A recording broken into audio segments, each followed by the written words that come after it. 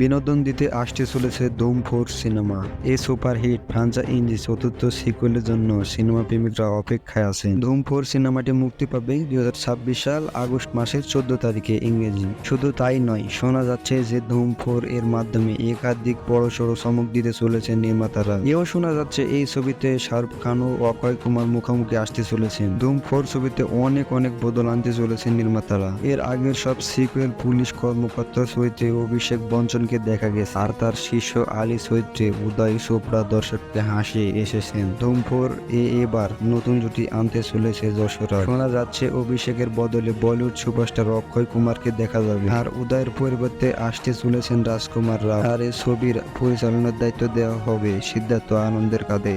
তো বন্ধুরা, এই চ্যানেলে প্রতিদিন নতুন কি মুভি আসতে চলেছে সেই টপিক নিয়ে ভিডিও বানানো হবে। তো চ্যানেলটিকে সবাই সাবস্ক্রাইব করে পাশে থাকবেন।